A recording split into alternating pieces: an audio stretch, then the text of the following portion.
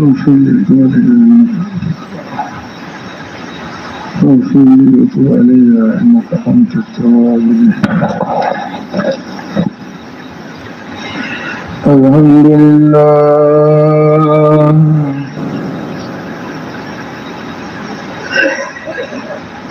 الحمد لله نحمده ونستعينه ونستغفره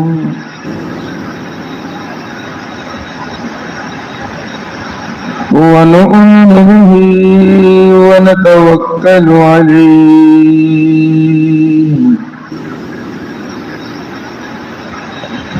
ونعوذ بالله من شرور أنفسنا ومن سيئات أعمالنا من يهده الله فلا مضل له ومن يضلله فلا هادي له ونشهد أن لا إله إلا الله وحده لا شريك له ونشهد أن سيدنا ومولانا محمدا عبده ورسوله أرسله الله بالحق بشيرا ونذيرا وداعيا إلى الله بإذنه وسراجا منيرا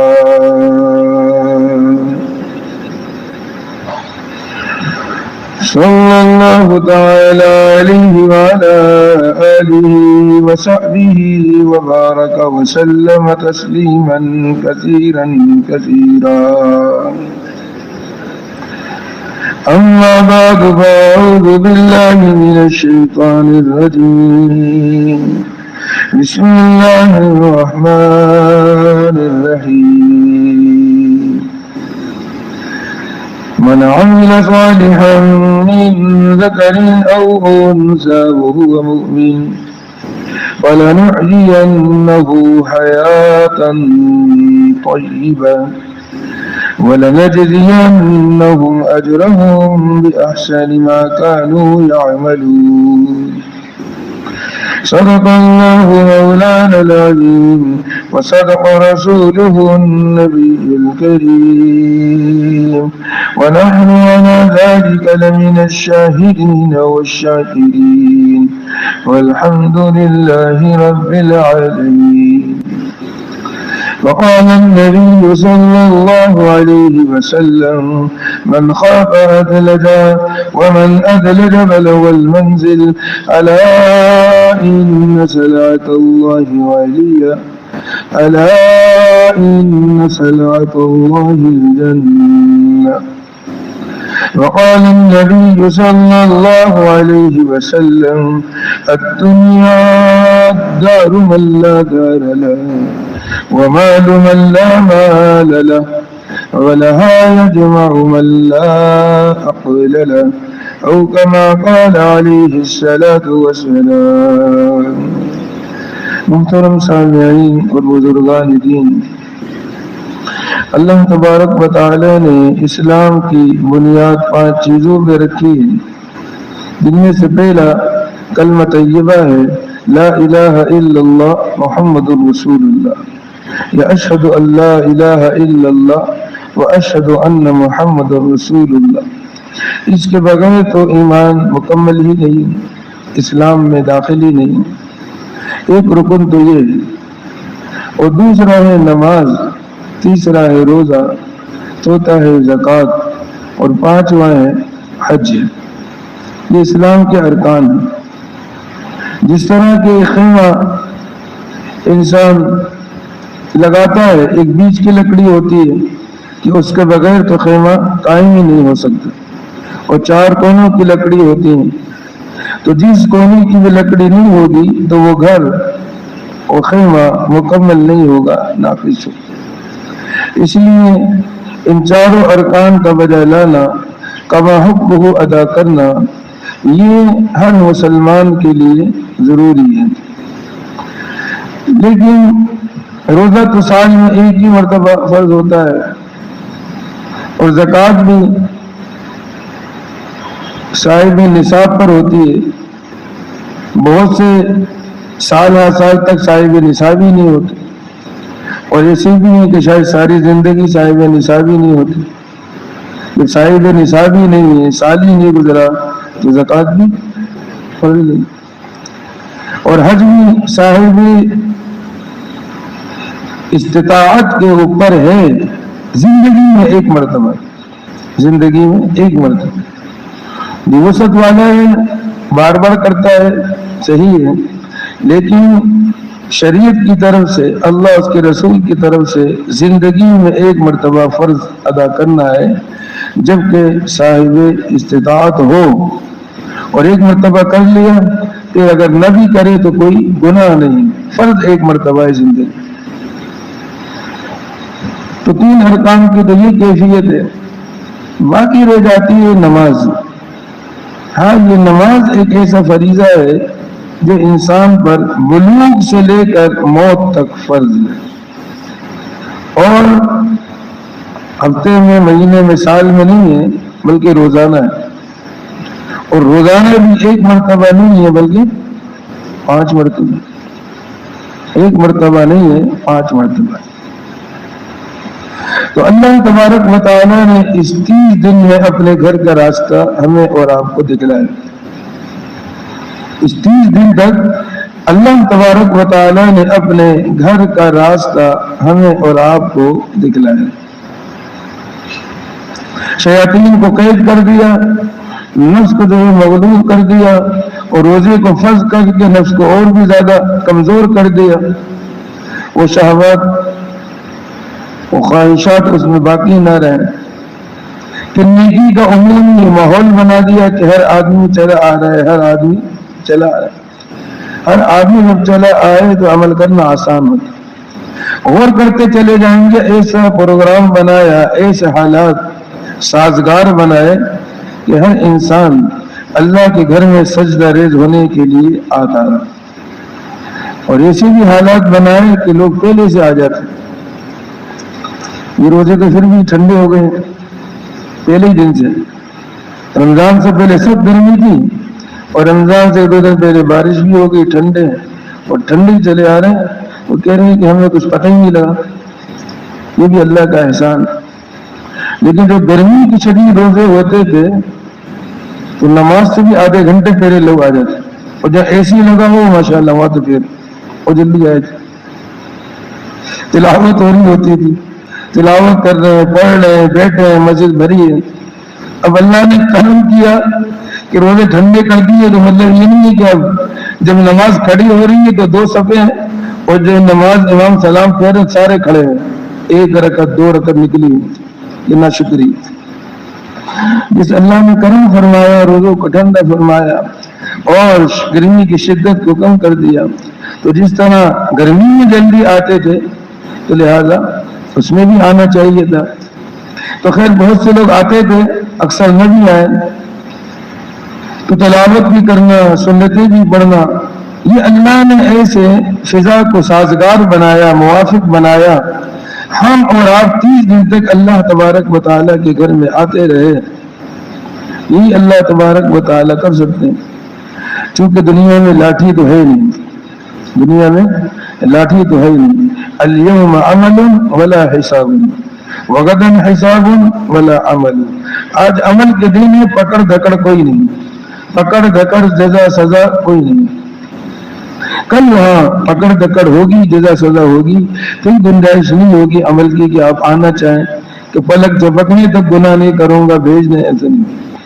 تو چونکہ آج عمل کا دن ہے، پکڑ دکڑ ہے نہیں۔ راستہ دکھا دیا، امام صاحب کو کہہ دیا ترغیب دے دیں، تبلیغ والوں کو کہہ دیا ترغیب دے دیں، باپ اگر نہیں کہ اس کو بولا ترغیب دے دیں، سمجھا جی، سمجھانا، ترغیب دینا، فضائل سنانا۔ ڈنڈا نہیں ہے کہ فرشتہ آ جائے کہ اٹھ نماز کا ٹائم ہو گیا چل، ایسا نہیں، فائدہ نہیں ہے اس کا۔ سعودیہ کے اندر قانون ہے دکانیں بھی بند ہو جاتی ہیں، یہ اندر بیٹھے ہوتے، دکانیں بند، بازار بند، بند کیا کھانے کھا رہے ہیں، اندر بیٹھے، کوٹھی میں بیٹھے.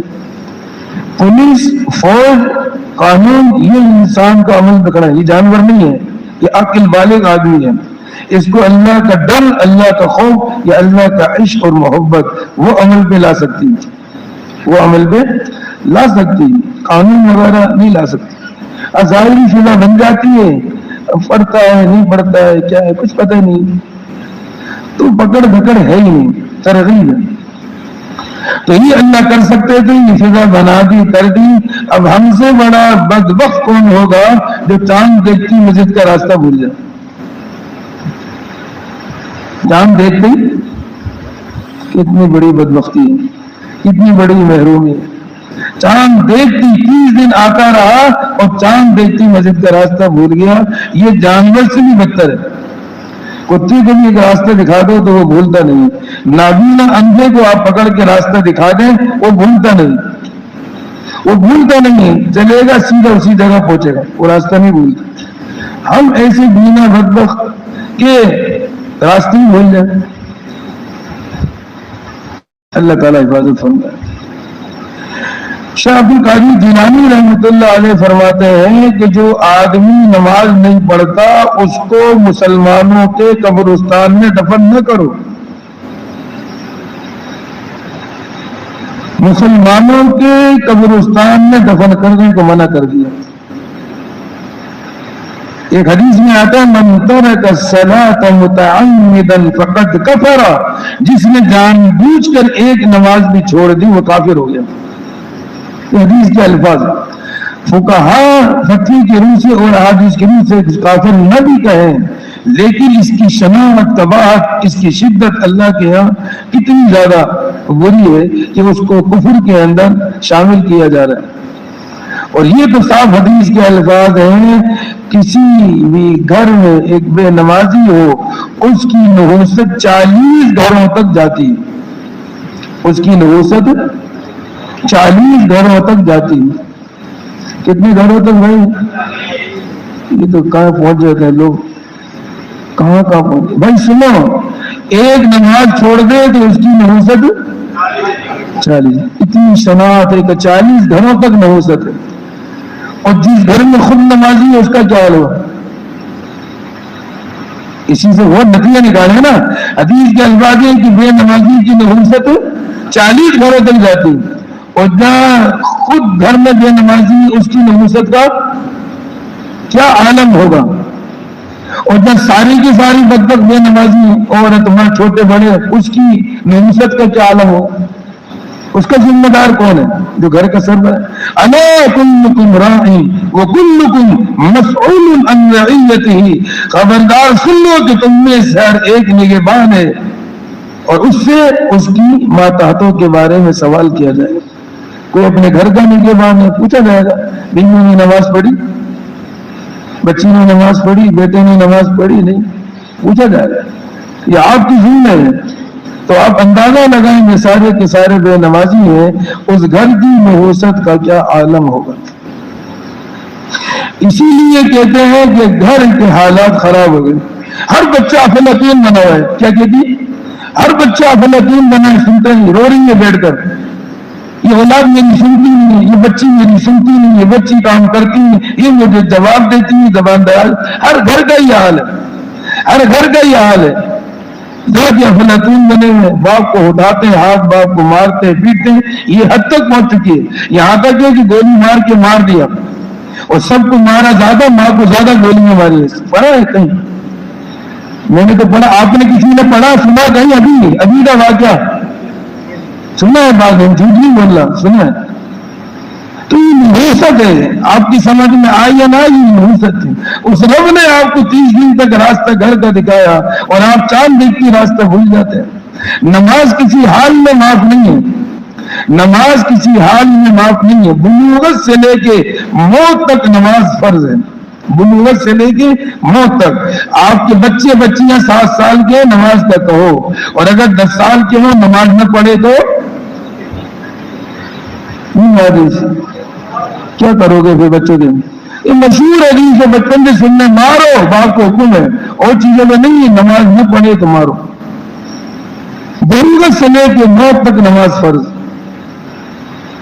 بیمار ہے اگر کھڑے ہو کر نہیں پڑھ سکتا بیٹھ کر پڑھے، بیٹھ کر نہیں پڑھ سکتا تو لیٹ کر پڑھے، لیٹ کر نہیں پڑھ سکتا اشارے سے پڑھ سکتا ہے تو اشارے سے پڑھے، اتنا بیمار ہے آنکھ کا اشارہ کر سکتا آنکھ کے اشارے سے پڑھے۔